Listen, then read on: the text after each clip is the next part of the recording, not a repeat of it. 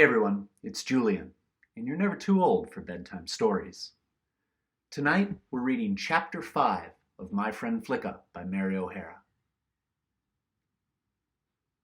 The big gasoline lamp on the top of Rob's desk laid a circle of brightness on the gloom of the room and enclosed them both. Nell sat with one foot under her. Her fine, narrow head was bent over her work, and her hair shone like fawn-colored satin in the lamplight. She had been careful with her hands, with their long, pointed fingers and almond-shaped nails, and they were as smooth as the brown eggs that came from the Rhode Island red hens. When she talked, she gestured with them, and they had that artless look, the lack of any clutch or grasp, the question in the bent back, reaching fingertips, which always suggests a poetic nature. Rob often watched them, thinking that they moved like something that was helpless, seaweed floating. Ken had the same hands. They didn't take hold. But now, weaving the blue wool in and out of the torn saddle blanket, Nell's hands were quick and deft. Between stitches, she glanced at her husband. His round head, with the tight cap of black hair, had the hardness of a profile on a coin. Presently she said, "Rob, give Kenny a colt." Rob made no answer. He might not have heard. Sitting at his desk, before him a pile of bills and a scratch pad on which he was jotting figures, he was silent and absorbed. Bills, thought Nell. I wonder which one particularly. He's worried these days, always figuring, always accounts. He hates it too. Hates figures as much as Ken hates them. Never used to do it. This thought escaped into speech. You never used to keep so many accounts, Rob. This got an answer. As his pencil jotted down a total and scored a heavy line, he leaned back with a short laugh. Never knew I'd have to. He stretched wearily, then reached for the pipe lying in the ashtray and opened his penknife. He began to scrape it out. Are we broke? We're just 2 jumps ahead of... His voice trailed into silence, and Nell's eyes flitted wildly for a moment, as if she would find the pursuing menace lurking in some dark corner of the house. But haven't we always been? Is it any worse? She asked. He grinned a little. For a long time I didn't know it, and he took out his tobacco pouch. Know what? That each year I was worth less money instead of more. Is it really like that, Rob? It is. A rancher or a farmer can't know whether he is operating a profit or at a loss unless he makes a very careful yearly inventory. I read that in a government bulletin once. That's what jacked me up. You can see why it's true. Equipment deteriorates, buildings run down, there are stock losses, indebtedness increases. But it's also gradual, almost imperceptible. A man doesn't notice it. Phi drifts along, thinking that things were about as they always were. You see it all around here. Some poor devil trying to renew a loan, or to get a new one he badly needs, and finding out he hasn't got anything left that the banks will lend on. He's been on a downgrade for a long time, and never knew it. It hits him all of a sudden. He's bankrupt. And the day before, he thought he was a capitalist. Well, I take the trouble now to know where I stand. And is it? Are we on the downgrade? We are. But we're more and more careful all the time. We don't spend, don't have as much help. Why, we're actually stingy. In the beginning, I still had some capital. What was left over when I bought the ranch. I was going to save that. I should have. It would have sent the boys to college. But now that's gone. Of course, I thought that when I got the horses well started, when they were of an age to sell, I'd make it all back and more. But expenses always keep ahead of me. With so many purebred horses, for instance, and more coming all the time, there are such walloping taxes. This always made Rob angry. It's a cockeyed law to put high taxes on registered stock. It ought to be the other way around. They ought to tax out the existence of this run-down mongrel stuff that Wyoming is full of. It would be better for the state if they did. I wish I had nothing but registered horses. These colts of Gypsy and the albino have put a bad strain on my stock." He sat scowling for a moment and then said, "The worst of it all is I can't sell my horses at a profit, not even at cost most of the time." This struck a chill through Nell. Everything depended on the horses. "Perhaps the market will get better," she said, but her voice reflected the fear in her heart. Rob struck the back of his hand angrily on the desk. "A thing like this! Doc Hicks' bill. This gets me. I can't help it. I'm not blaming him, but here it is. 3 visits at $15 each, and even then the mayor died." He leaned back and puffed at his pipe, and Nell darned in silence. "Bad enough to pay the veterinary bills when they get well, although you don't know if you'll ever sell the animal for enough to pay back what he's all been cost. But when they die, by God, I'll not do it again. Sick or well, they can take their chances. They get well when you do nothing for them and give them up. They die when you take them to the vet and nurse them." Often, when Rob talked like this, a tide of fear rose in Nell's heart. It was almost panic. "Oh, Rob, what'll we do? If you'd only stayed in the Army. If you'd only never bought the ranch. But you would have it. You're like Ken. When you set your heart, you can't give up, just because you were so crazy about horses and such a fine rider at West Point." Her eyes were hidden from him. Lids down, she watched the thread weaving in and out of the blue blanket, and there were no more tremors of her hands to show him that she was frightened, had been frightened all these years. "Doc'll have to wait for his money," said Rob. "I'll owe it to him. And some more added to it. I've got 9 2-year-olds for him to geld." "When's he coming?" "Sometime this week. I told him to come any day. I've got the colts in. Poor devil. I don't see how he lives. Nobody pays him. Nobody can afford to." "Rob, doesn't anybody make money ranching?" He shook his head slowly. "Not anymore. Used to, when there weren't any fences, no taxes to pay, when they ran their beef on public lands, the big beef barons in the early days. That's when fortunes were made in cattle. Not anymore." "But Charlie Sargent, surely he makes money with his racehorses." "Now and then a killing, perhaps, a lucky break. But by and large, he's spending money, not make it. He inherited his money. Now he's spending it the way he likes best, raising racehorses." "What about sheep?" "There's money in sheep, if you've got the right sort of land for it. In the good years, that is, and when the market's right. But you make a lot, and you could lose a lot. The ranchers that are raising sheep now, they're a new bunch. Came in with fresh capital. I met Cox, the income tax man, in the merchant's bank. We got to talking. He said nobody in Wyoming makes money anymore except the Dew ranchers. And he knows," added Rob grimly. "Then why?" said Nell, and hesitated to finish her sentence. Again she felt the panic rising. "Why are we here trying it?" said Rob. "Well, I still think horses are the best bet." Like Kenny, thought Nell, one idea in his head, and he'll never give up. A well-bred, well-trained, registered 4-year horse is worth at least twice as much as a prime steer, perhaps 4 times as much. It's true that a horse eats twice as much. On the same piece of land, you can only run half as many horses, but if there were any decent markets for the high-bred stuff, you might make money. Trouble is the markets. The Army seemed to be the only sure market. Sure, but they don't pay enough. At the Army Redmount Depot, it costs them nearly $1,000 to raise a horse for 4 years. They pay us ranchers $150 or $175.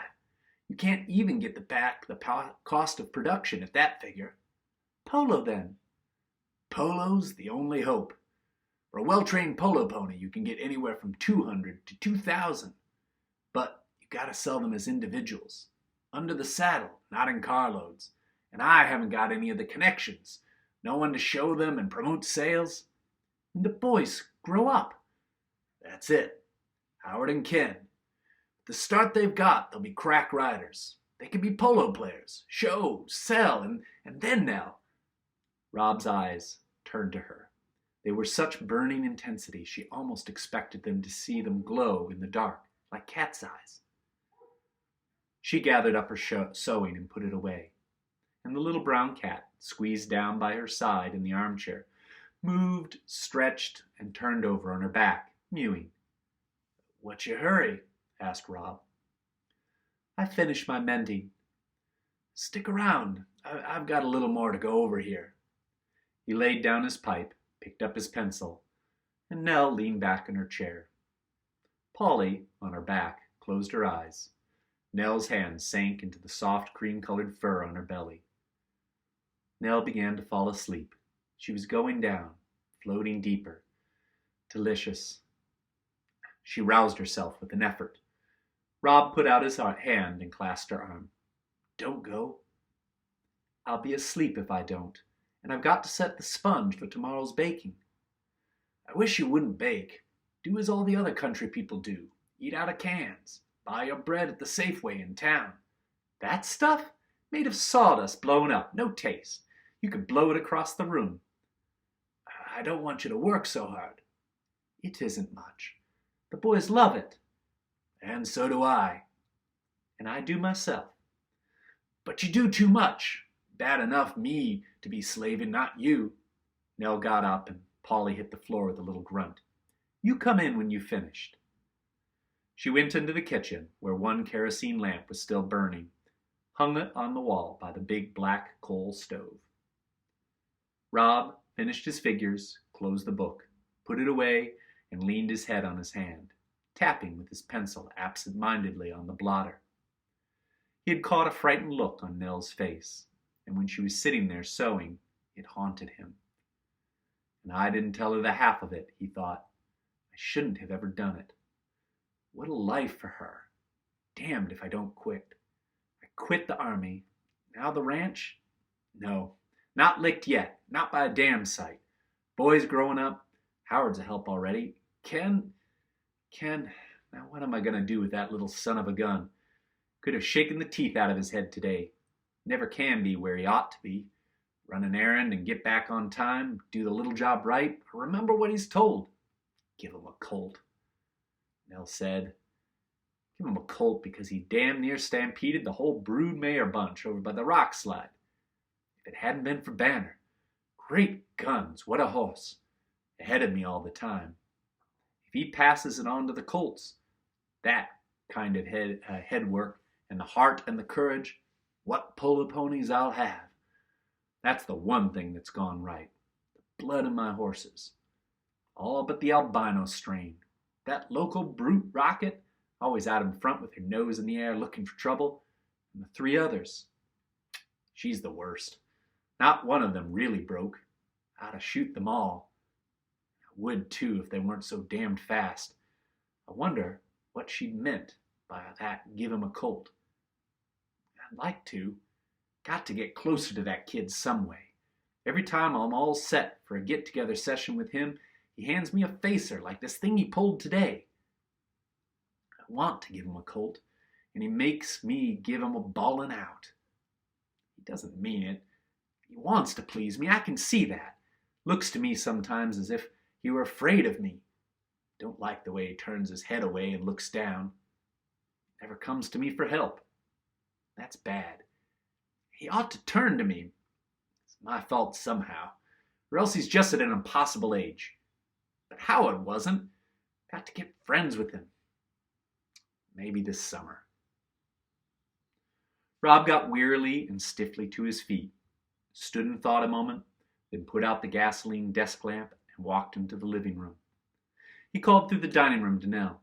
"I'll be there in a minute. Don't go away. I've got to go up to the bunkhouse," and went out the front door and turned to the right. Overhead, the sky was clear, but in the southwest, the heavy banks of clouds were spreading. Unless the wind rose again and scattered it, they'd have a storm. As McLaughlin approached the bunkhouse, he could see a light burning inside. pushed open the door with a clatter, and crossed the dark kitchen to the living room. Here, Gus and Tim were seated at the long table, on which burned 2 kerosene lamps. Gus was mending a bridle. Tim was drawing a picture, copying from a poster propped on the table. Before him was a bottle of India ink, and in his hand was a drawing pen. Tim's ambition was to be a sign painter. The picture was of a voluptuous, hipped young woman sitting on the end of a bench, looking coyly sideways at a youth at the other end. The room was already lavishly decorated with Tim's drawings, all of them, apparently, images of the same seductive female in different poses. "Hello, boys." "Hello, boss." "I was just thinking," McLaughlin paused. His eyes were fixed absently on Tim's face, which was a rich dark color, from dirt or sunburn or both, and wore its habitual expression of comic mystification. Tim was always expected to laugh, but never knew why. "What's that bridle, Gus?" "The one Ken busted this morning," said the Swede. "I left Rocket in the stable pasture. She broke away from the gang, just there at the gate in the country road, raced along the fence, hell for leather. The rest of them were going through nicely, and for once none of them followed her, and she was out of sight in a minute. Tot mare! I closed the gate and went on with the bunch, left her inside. It's just as well. I've got to get her into the chute and get that noose off her, of a rope off her neck, or she'll hang herself one of these days. I can do that tomorrow and then put her out, and she'll find her way up to the bunch alone. See that the gates into the home pasture and the corrals are kept closed. I don't want her to get out. Where's the mare Ken was riding this morning?" "Cigarette? I caught her up and put her in the home pasture," said Tim. "Thought Ken would be wanting her again." "That's all right then. Good night, boys." Rob went back to the house. Nell was still in the kitchen. He sat down in the corner at the table and took out his pipe. "Well, what about Ken and the colt?" Nell wet a clean cloth at the faucet, wrung it out, folded it into a big square, laid it over the yellow bowl with the sponge, and set the bowl on top of the warming oven. Then she seated herself on the edge of the table, clasped one knee, and looked at Rob. "I want you to give him a colt." "He doesn't deserve one." "What's that got to do with it? Aren't you ever going to give him a colt?" "Sure I am. I've been expecting to." "Well, then why don't you then?" "I told you, he doesn't deserve it." "But Rob, he never will." "Why won't he? Howard did." "Ken's different. He's so far behind now, it's hopeless. If you wait until he catches up and really has it coming to him, he just won't get one at all." Rob ruminated. "If he attends to his studies this summer." "That's another thing, Rob. That isn't going to get anywhere." Rob's expression of shock and consternation was almost comical. "Not going to get anywhere? For God's sake, that's what I'm counting on. Why won't he?" "He can't really study. He hasn't the habit."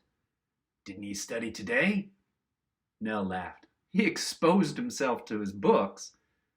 Rob got up and walked up and down the floor. "But my God, I've told him to. I've given the order." Nell kept discreetly quiet.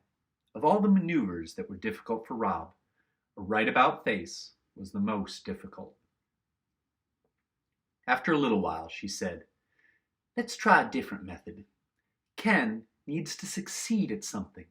Howard's too far ahead of him, bigger and smarter and his wits about him, and—" "Ken doesn't have to try, doesn't stick to anything."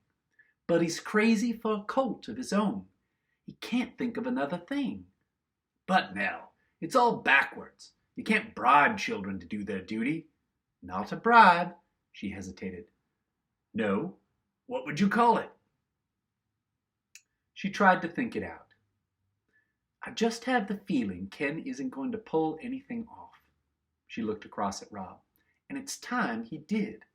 It isn't the school marks alone, but I just don't want things to go on any longer with Ken never coming out on the right end of anything." "I'm beginning to think he's just dumb." "He's not dumb." "This thing he pulled today, stampeding the mares." You know he didn't mean to. That's just the point. It's stupidity and carelessness. Nothing I say to him makes any impression. He still goes around wool gathering, not knowing where he is or what's going on around him. Maybe a little thing like this would turn the trick. If he had a colt of his own, trained him, rode him. But it isn't a little thing. It's not easy to break and school a colt the way Howard has schooled Highboy. I'm not going to have a good horse spoiled by Ken's careless ways. He never knows what he's doing. If Ken could really accomplish something like this, it would make a big difference in him. That's a big if. Rob, it's important. He's got to get square somehow. The way he looked tonight. Hangdog.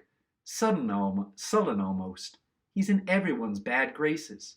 What he really needs is to snap out of it. Well, if you want to put it that way, I was going to say he needs to grow up a little. How will having a colt make him grow up? Well, something of his own. Responsibility. You see, he'd have something real, in flesh and blood, that he cared about more than all the things he goes mooning about. If he achieves anything with the colt, I think it'll show in everything he does next year. He'll be more of a man. She took off her apron. They put out the kitchen lamp, went down the steps into the living room, and Rob called, "Here, Kim, here, chaps."